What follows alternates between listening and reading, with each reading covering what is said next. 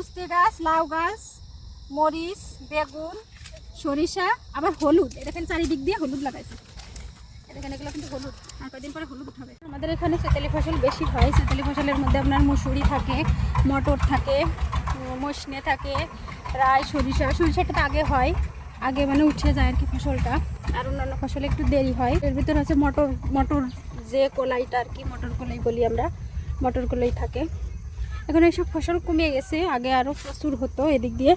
এখন অন্যান্য ফসল করে, যেমন যে কলার বাগান করছে, ধান করে। আগে তো আমাদের আউশ ধান নাকি ওগুলা করতো বেশি, তো এখন ওগুলা ধান কম করে।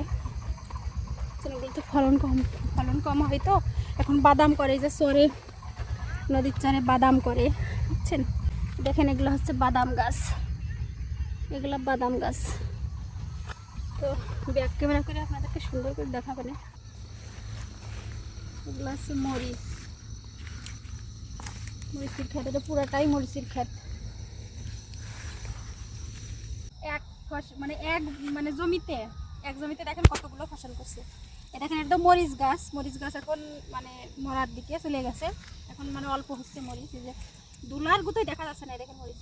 আর এগুলো হচ্ছে রাই বুনছে, এগুলো রাই বুনে দিচ্ছে। এগুলো মরতে মরতে রাই বড় হয়ে যাবে। আবার দেখেন মিষ্টি কুমড়া লাগাই দিছে। আবার হচ্ছে দেখেন এগুলো বেগুন গাছ, দেখছেন, বেগুন গাছ,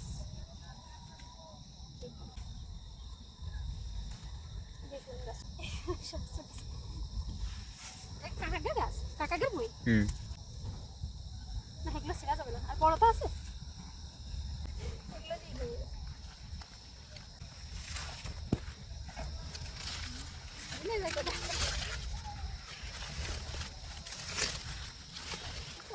খেতে কতগুলো ফসল হয়। তারপরেও আমাদের এখানকার মানে জমি অতটা ভালো না, মানে মাটি ভালো না আর কি, নদীর কাছে তো বালু। একে আবার উস্তে গাছও লাগাইছে, এদিকে দেখেন আবার উস্তে গাছ, লাউ গাছ, মরিচ, বেগুন, সরিষা, আবার হলুদ। দেখেন চারিদিক দিয়ে হলুদ লাগাইছে। দেখেন এগুলো কিন্তু হলুদ, আর কয়েকদিন পরে হলুদ উঠাবে। আর এগুলো মুসুরি, পাশের জমি, এটা অন্য জমি আর এটা অন্য জমি।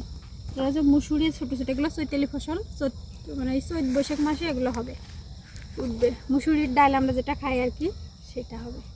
আর এই বালুগুলো হচ্ছে ট্রাকে করে করে নেয়, তার জন্য দেখেন এই যে মাঠের মধ্যে দিয়ে রাস্তা বানাইছে, কি অবস্থা, একদম একদম ডাইবে যাচ্ছে পরিমাণ।